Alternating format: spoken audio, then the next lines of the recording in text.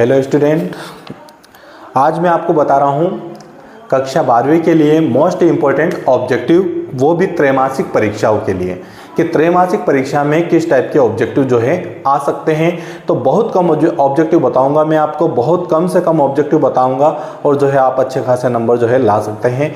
तो देखिए ऑब्जेक्टिव जो है मैं शुरू कर रहा हूँ, ज़्यादा समय नहीं लेंगे हम। तो पहला ऑब्जेक्टिव है कि किसी चालक में धारा का प्रवाह होता है या धारा का प्रवाह है। पहला ऑब्जेक्टिव है, ऑब्जेक्टिव का प्रश्न है पहला ही, किसी चालक में धारा का प्रवाह है। धारा का प्रवाह है मतलब धारा में क्या क्या प्रवाहित होता है। तो देखिए ऑप्शन है, पहला अणुओं का प्रवाह, ए जो है वो क्या है,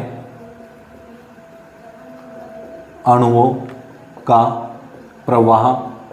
बी जो है वो ये है कि मुक्त इलेक्ट्रॉनों का प्रवाह, मुक्त इलेक्ट्रॉनों का प्रवाह। सी जो है वो ये है,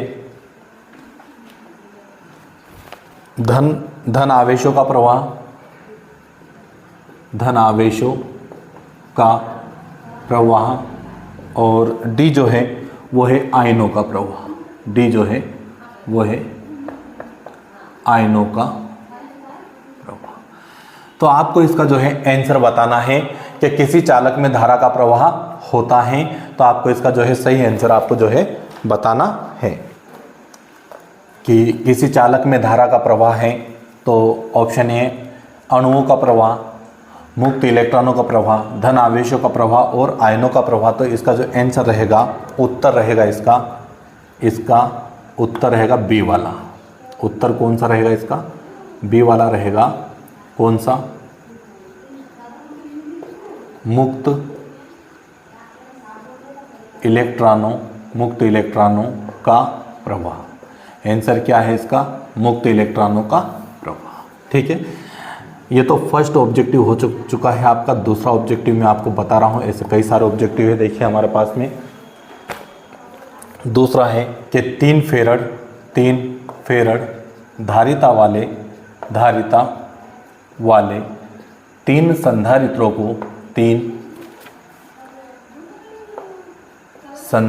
को श्रेणी क्रम में जोड़ा गया है। 3 संधारित्रों को कौन से क्रम में, श्रेणी क्रम में जोड़ा गया है।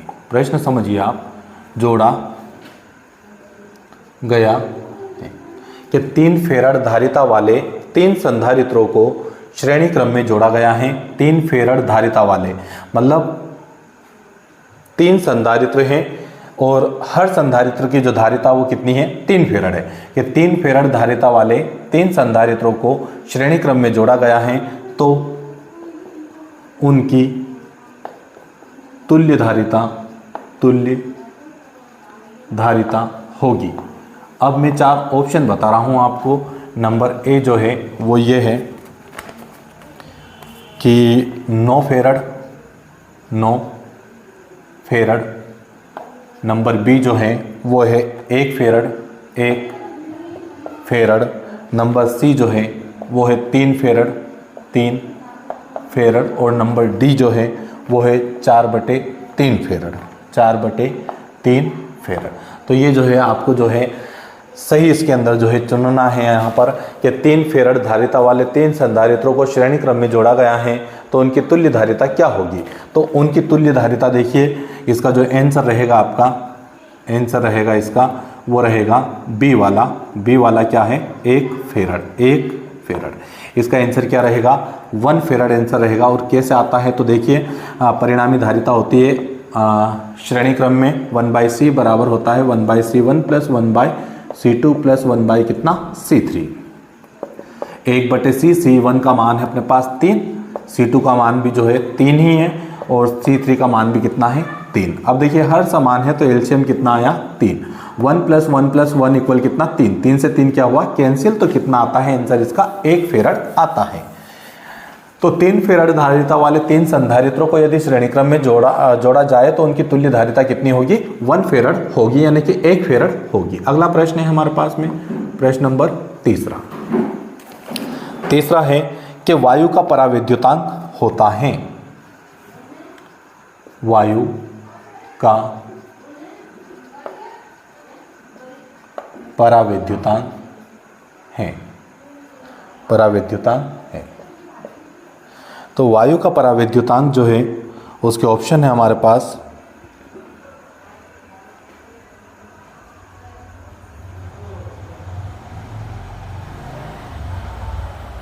नंबर ए, वो जो है 8.9 गुणित 10⁻⁻12 coulomb square newton inverse metre की पावर -2। ये पहला ऑप्शन है। 8.9 इंटू 10⁻⁻12 है कूलाम वर्ग न्यूटन इनवर्स इंटू मीटर की घात माइनस कितना 2 है। बी वाला ऑप्शन है या तो 0 हो सकता है, सी जो है वो कितना है 1 और डी जो है वो क्या है अनंत, डी जो है वो क्या है अनंत। तो देखिए 4 ऑप्शन में से कौन सा ऑप्शन सही है। वायु का परावैद्युतांक है तो कितना होता है, तो वायु का परावैद्युतांक जो है इसका आंसर है कौन सा सी। तो इसका जो आंसर रहेगा वो कितना रहेगा सी, यानी कि कितना होता है 1 होता है। वायु का परावैद्युतांक कितना होता है 1 होता है। तो वायु का परावैद्युतांक कितना होता है 1 होता है। प्रश्न नंबर चौथा ऑब्जेक्टिव है वो क्या है, तो देखिए फोर्थ वाला ऑब्जेक्टिव जो है धारा मापी को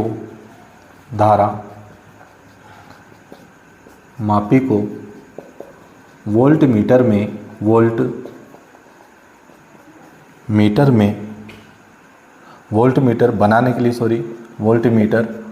बनाने के लिए उसकी कुंडली के साथ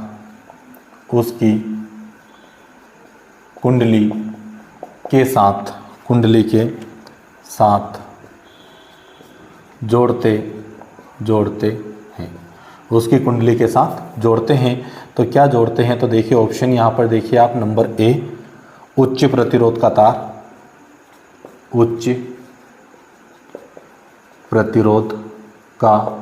तार श्रेणी क्रम में, कौन से क्रम में श्रेणी क्रम में। फिर ऑप्शन बी जो है वो ये है कि कम प्रतिरोध का तार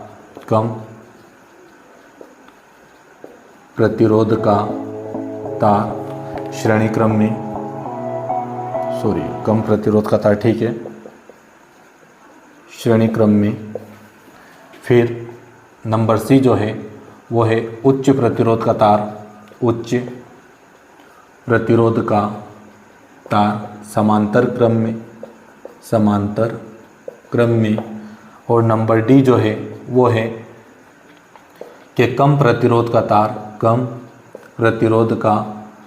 तार श्रेणी क्रम में, श्रेणी क्रम जो है समांतर क्रम में। ये भी क्या आएगा समांतर क्रम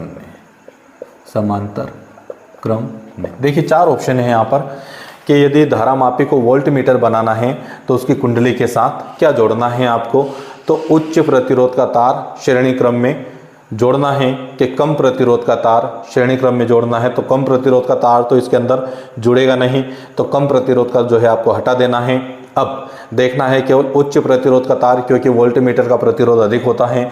तो उच्च प्रतिरोध का तार किस क्रम में जोड़ना है, तो समांतर क्रम में, नहीं वोल्ट मीटर में नहीं जुड़ता है। तो कौन से क्रम में जोड़ना है, श्रेणी क्रम में। तो इसका आंसर रहेगा कौन सा, आंसर ए वाला रहेगा। क्या रहेगा कि उच्च प्रतिरोध का तार कौन से क्रम में, श्रेणी क्रम में। ठीक है, इसका आंसर ये रहेगा ए वाला। ठीक है, अगला ऑब्जेक्टिव है हमारे पास में कि वेबर पर मीटर स्क्वायर मात्रक है। 5वां ऑब्जेक्टिव है वेबर प्रति मीटर स्क्वायर मात्रक है। किसका मात्रक है ये हमें देखना है। तो 4 ऑप्शन है हमारे पास। नंबर ए जो है वो है ध्रुव प्राबल्य। तो ध्रुव प्राबल्य का मात्रक एम्पियर इंटू मीटर होता है, तो ये तो है ही नहीं हमारे पास। बी जो है चुंबकीय क्षेत्र चुंबकीय क्षेत्र, सी जो है वो है चुंबकीय फ्लक्स का, मतलब इसमें क्या लिखा हुआ है कि ध्रुव प्राबल्य का, चुंबकीय क्षेत्र का, सी जो है वो है चुंबकीय फ्लक्स का, यहाँ लिख देते हैं, सी जो है चुंबकीय फ्लक्स का, चुंबकीय फ्लक्स का, और डी जो है वो है चुंबकीय आघूर्ण का, चुंबकीय आघूर्ण का आपसे पूछा है कि वेबर पर मीटर स्क्वायर किसका मात्रक है। तो ध्रुव प्राबल्य का एम्पीयर इंटू मीटर होता है, चुंबकीय क्षेत्र का वेबर पर मीटर स्क्वायर होता है, चुंबकीय फ्लक्स का जो है वेबर होता है, और चुंबकीय आघूर्ण का जो होता है वो होता है एम्पीयर इंटू मीटर स्क्वायर होता है। तो बिल्कुल निश्चित रूप से इसका ऑप्शन कौन सा सही रहेगा, तो इसका आंसर रहेगा कौन सा, बी वाला रहेगा, चुंबकीय क्षेत्र का या चुंबकीय क्षेत्र की तीव्रता का जो है ये मात्रक होता है वेबर पर मीटर स्क्वायर। ठीक है, तो आपको पांचवे का क्या लिखना है आंसर, चुंबकीय क्षेत्र का। अब छठा ऑब्जेक्टिव मैं आपको बता रहा हूं, छठा है कि चुंबकीय फ्लक्स का एसआई मात्रक है, चुंबकीय फ्लक्स का एसआई मात्रक है। तो चुंबकीय फ्लक्स का एसआई मात्रक कौन सा है, तो यहाँ भी चार ऑप्शन है, number 1 farad, number B henry, number C जो है वो है वेबर, और नंबर डी जो है वो है कूलाम। तो आपको पता है कि फेरड जो है वो धारिता का मात्रक है, हेनरी जो है वो प्रेरकत्व का मात्रक है, कूलाम जो है वो आवेश का मात्रक है, तो वेबर जो है वो काय का मात्रक है, फ्लक्स का मात्रक है। तो इसका जो आंसर रहेगा वो रहेगा कौन सा, सी, कि चुंबकीय फ्लक्स का मात्रक क्या है, वेबर है। सातवां ऑब्जेक्टिव है हमारे पास में, सातवां है कि लेंज का नियम निम्न संरक्षण का परिणाम है। लेंज का नियम, लेंज का नियम निम्न संरक्षण का परिणाम है, परिणाम है। तो किसका परिणाम है ये, तो लेंज का नियम किस नियम का पालन करता है ये पूछा गया है हमसे यहाँ पर। तो नंबर ए जो है वो है आवेश, नंबर बी जो है वो है संवेग, नंबर सी जो है वो है द्रव्यमान, और नंबर डी जो है वो है ऊर्जा। तो लेंज का नियम निम्न संरक्षण का जो है परिणाम है। तो आपको पता है कि लेंज का नियम जो है ऊर्जा संरक्षण के नियम का पालन करता है। तो इसका जो आंसर रहेगा वो नंबर डी रहेगा, कौन सा, ऊर्जा। क्या रहेगा, ऊर्जा। लेंज का नियम ऊर्जा संरक्षण के नियम का पालन करता है। अगला ऑब्जेक्टिव रहेगा आपके पास, आठवां जो है वो ये है कि बिंदु आवेश Q के कारण r दूरी पर विद्युत क्षेत्र, बिंदु आवेश Q के कारण स्मॉल r दूरी पर, स्मॉल r दूरी पर विद्युत क्षेत्र E का मान कितना होता है। तो इसके चार ऑप्शन दिए हैं, E समानुपाती R, नंबर बी दे रखा है E समानुपाती 1/r², सी जो है वो है E समानुपाती 1/r³, और डी जो है वो है E समानुपाती R 1/r। तो ये चार ऑप्शन है हमारे पास में कि E समानुपाती R होता है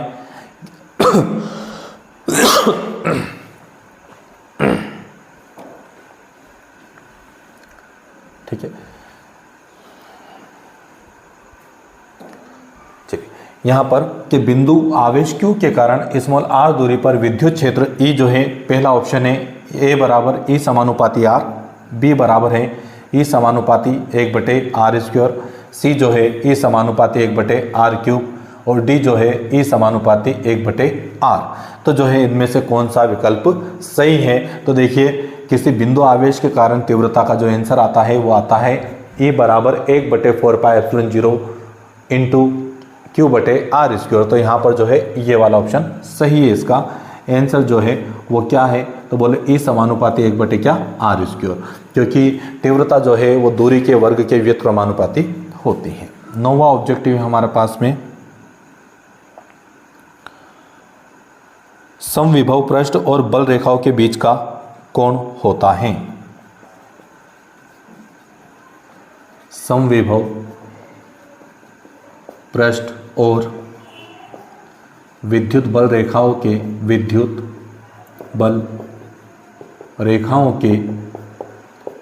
बीच का कोण होता है। 4 ऑप्शन देखिए यहाँ पर भी कौन कौन से हैं। तो देखिए 0 डिग्री, 180 डिग्री, 90 डिग्री और 45 डिग्री। तो A 0 डिग्री है, B जो है 180 डिग्री है, 180 डिग्री, C जो है वो 90 डिग्री है और D जो है वो कितना है 45 डिग्री। तो समविभव पृष्ठ और विद्युत बल रेखाओं के बीच का कोण, तो हमने पढ़ा था विद्युत समविभव पृष्ठ के गुण के विद्युत बल रेखाएं जो है समविभव पृष्ठ के कैसी निकलती है, लंबवत निकलती, यानी 90 डिग्री के कोण पर। तो आंसर रहेगा इसका क्या, आंसर जो है C वाला रहेगा। C वाला इसका आंसर कौन सा था, B वाला आंसर है इसका जो है C वाला है। C वाला आंसर क्या है इसका 90 डिग्री। आंसर क्या रहेगा इसका 90 डिग्री। ठीक है। अगला जो है 10वां वैकल्पिक प्रश्न है हमारे पास में कि किसी चालक में विद्युत प्रवाह है, तो किसी चालक में धारा का प्रवाह एक ही है यहाँ पर। चलिए 10वां जो है लोह चुंबकीय पदार्थ का उदाहरण है। लोह चुंबकीय पदार्थ का उदाहरण है कि लोह चुंबकीय पदार्थ कौन है। तो नंबर ए जो है वो यहाँ पर दे रखा है आपके पास में, एल्यूमिनियम।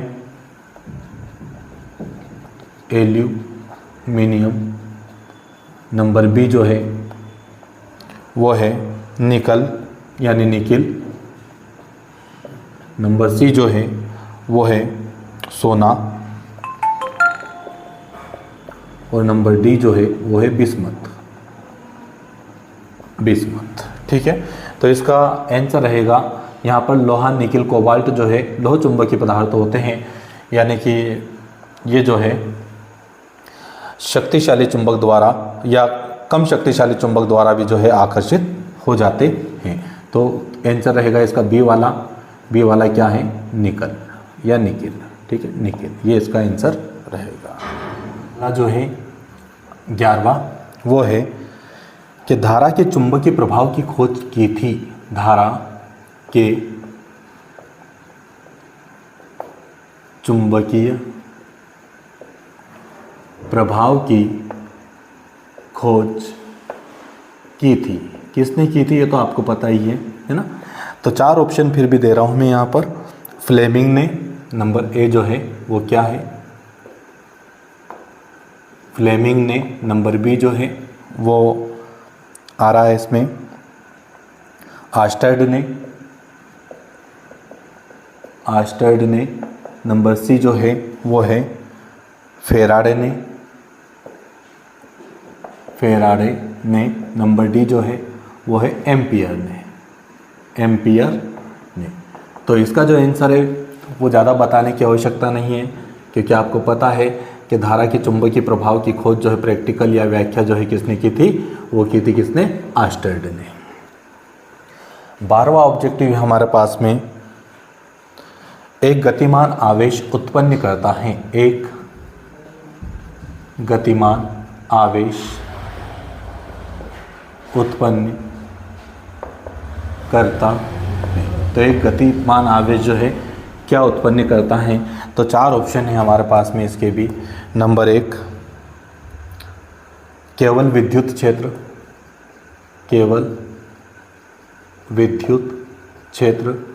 नंबर बी जो है केवल चुंबकीय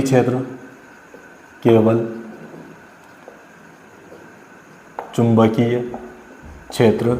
नंबर सी जो है विद्युत क्षेत्र।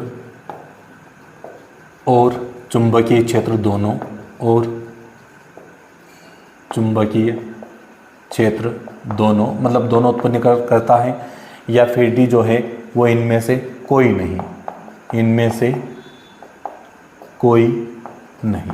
ठीक है, तो यहाँ पर जो आंसर है कि एक गतिमान आवेश क्या उत्पन्न करता है, तो विद्युत क्षेत्र तो उत्पन्न करता ही है, चुंबकीय क्षेत्र भी उत्पन्न करता है, तो ऑप्शन रहेगा कौन सा, सी, दोनों करता है। ठीक है, सी क्या है, विद्युत क्षेत्र और चुंबकीय क्षेत्र दोनों ये जो है उत्पन्न करता है। अब अगला ऑब्जेक्टिव है आपका नंबर 12, नंबर 13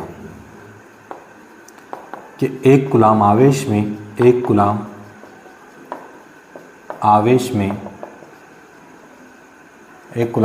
में इलेक्ट्रॉनों की संख्या होती है, इलेक्ट्रॉनों की संख्या होती है। ठीक है, ऑप्शन है हमारे पास, ए जो है वो है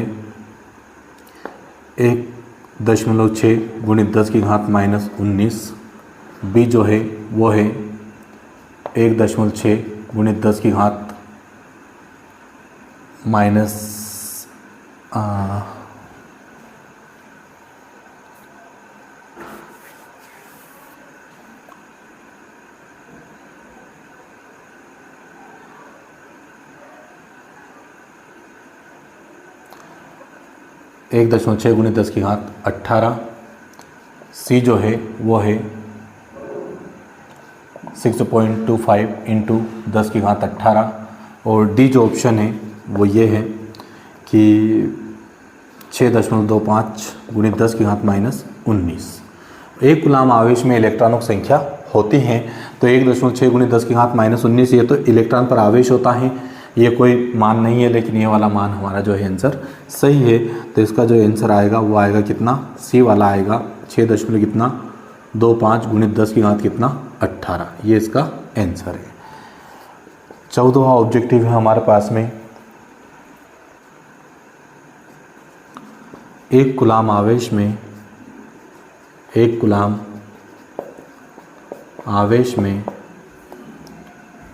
कितने स्थित कूलाम होते हैं, ऑप्शन है नंबर ए कि 9 गुणित 10 की घात 11 स्थित कूलाम, नंबर बी जो है वो है 3 गुणित 10 की घात 9 स्थित कूलाम, नंबर सी जो है वो है 9 गुणित 10 की घात 9 स्थित कूलाम, और नंबर डी जो है वो है 10 की घात -6 स्थित कूलाम। ठीक है, तो यहाँ पर जो है एक कूलाम आवेश में कितने स्थित कूलाम होते हैं, तो इसका ऑप्शन रहेगा कौन सा, बी रहेगा। तो इसका आंसर जो रहेगा वो बी वाला रहेगा, वो कितना रहेगा कि 3 गुणित 10 की घात कितना 9 स्थित कूलाम। ठीक है, अब जो है ये तो है 14 ऑब्जेक्टिव आपको। इसके बाद मैं रिक्त स्थान बता रहा हूँ आपको कि अगला जो प्रश्न है कि रिक्त स्थानों की पूर्ति कीजिए, रिक्त स्थानों की पूर्ति कीजिए। तो नंबर 1 रहेगा रिक्त स्थान में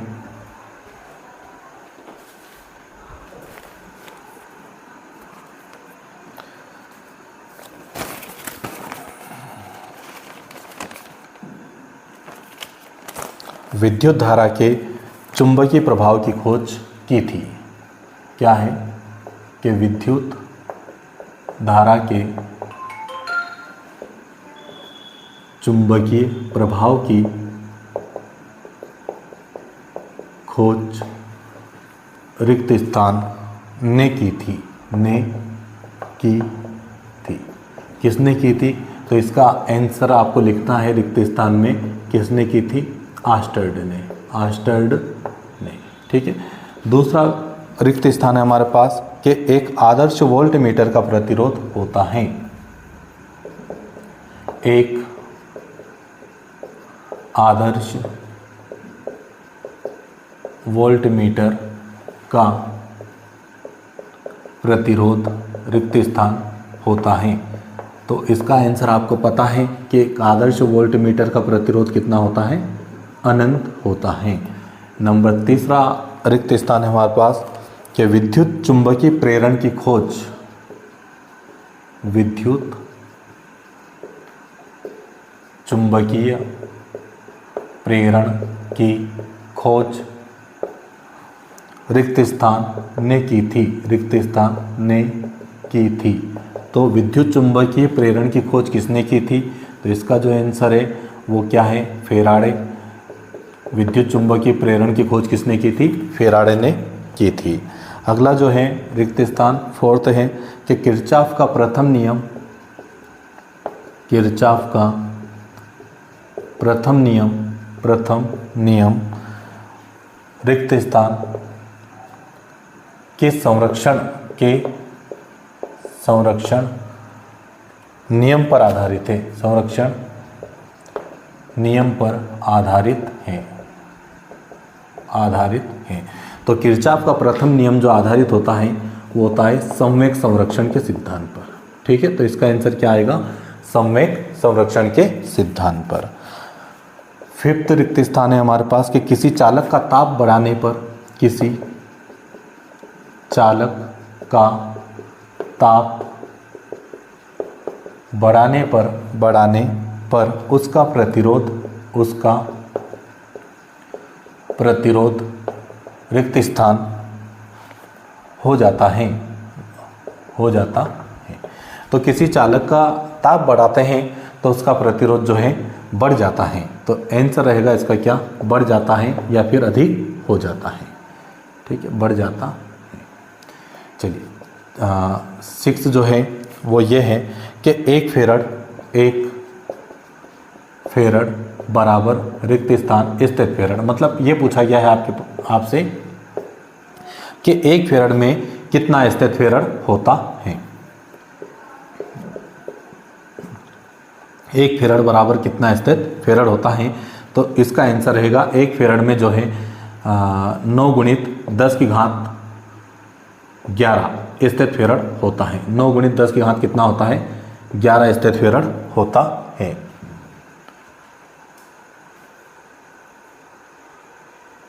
नौ गुणित 10 की घात 11 स्थित फेरड होता है। सातवां जो है वो ये है कि शंट लगाने से आमीटर की सुग्राह्यता, शंट लगाने से आमीटर की सुग्राह्यता रिक्त स्थान हो जाती है। सुग्राह्यता रिक्त स्थान हो जाती है। तो सुग्राह्यता क्या हो जाती है, तो आपको पता है कि सुग्राह्यता जो है क्या हो जाती है, कम हो जाती है। तो इसका आंसर क्या रहेगा, कम रहेगा कि शंट लगाने से आमीटर की सुग्राह्यता कम हो जाती। अगला रिक्त स्थान है नंबर 8 है। एक पदार्थ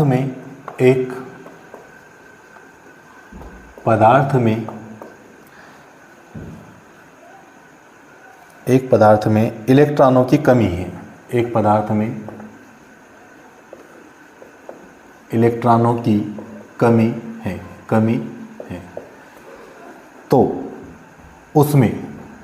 है तो उसमें रिक्त स्थान आवेश होगा। रिक्त स्थान आवेश होगा मतलब कौन सा आवेश होगा, तो जिस पर कमी उस पर कौन सा आवेश आपको पता है, इलेक्ट्रॉन खुद ऋण आवेश होता है। तो वो यदि हटेगा तो कौन सा आवेश रहेगा, धन आवेश रहेगा। तो उस पदार्थ पर कौन सा आवेश रहेगा, उसमें धन आवेश होगा, है ना। कौन सा आवेश होगा, धन आवेश। कौन सा आवेश, धन आवेश होगा। ठीक है। 9वां जो है वो है कि किसी संधारित्र पर नेट आवेश होता है। किसी संधारित्र पर नेट आवेश, ये नेट लिखा हुआ है, नेट आवेश रिक्त स्थान होता है। तो नेट आवेश जो होता है, याद रखें आप, नेट आवेश कितना होता है, तो नेट आवेश जो है कितना होता है, 0 होता है। 10वां ऑब्जेक्टिव है हमारे पास में, 10वां रिक्त स्थान है कि अनुगमन वेग का मान लगभग, अनुगमन वेग का मान लगभग रिक्त स्थान होता है। लगभग रिक्त स्थान मीटर प्रति सेकंड के क्रम का होता है। मतलब आपसे यहाँ पर इलेक्ट्रॉनों का औसत वेग पूछा गया है कि अनुगमन वेग का मान जो है लगभग रिक्त स्थान मीटर प्रति सेकंड के क्रम का होता है। तो इसका आंसर आएगा यहाँ पर 10 की घात माइनस 4 मीटर प्रति सेकंड के क्रम का ये होता है। अगला जो है दो समांतर चालक तारों में 11वां है, दो समांतर चालक तारों में विद्युत धारा एक ही दिशा में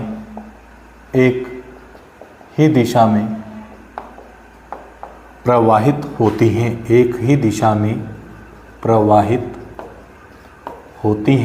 तो उनके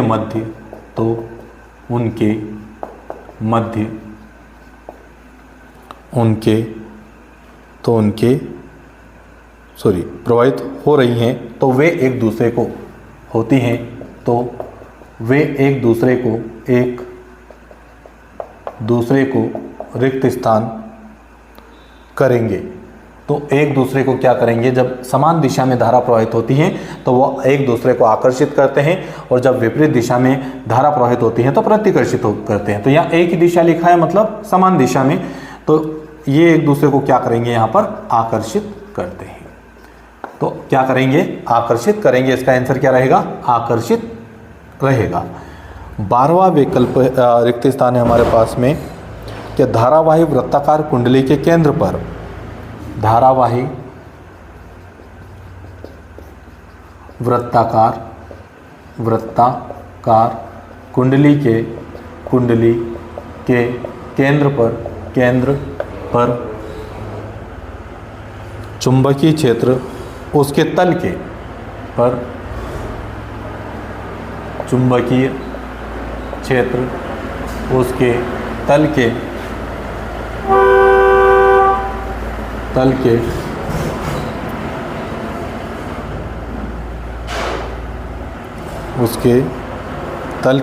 रिक्त स्थान होता है। उसके तल के कैसा रिक्त स्थान होता है। धारावाही वृत्ताकार कुंडली के केंद्र पर चुंबकीय क्षेत्र उसके तल के कैसा होता है, तो आंसर रहेगा कैसा होता है, ये लंबवत होता है। कैसा, तल के लंबवत और वृत्ताकार होता है। 13वां रिक्त स्थान है हमारे पास में ध्रुव प्राबल्य का एसआई मात्रक। ध्रुव प्राबल्य का एसआई मात्रक रिक्त स्थान है। तो क्या है, तो इसका एसआई मात्रक जो है वो है एम्पियर इंटू मीटर है। कि ध्रुव प्राबल्य का एसआई मात्रक क्या है, एम्पियर इंटू मीटर है। और लास्ट रिक्त स्थान है हमारे पास में कि लौह चुंबकीय पदार्थों की चुंबकशीलता, लौह चुंबक पदार्थों की चुंबकशीलता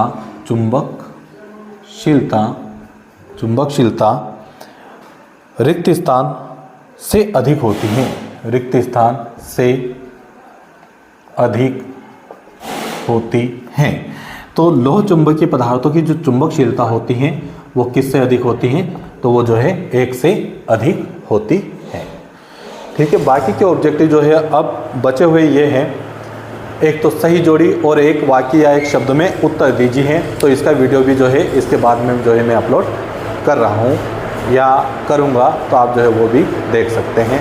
आपके एग्ज़ाम के पहले ही जो है मैं उसको अपलोड या अवेलेबल आपको करवा दूँगा। ठीक है।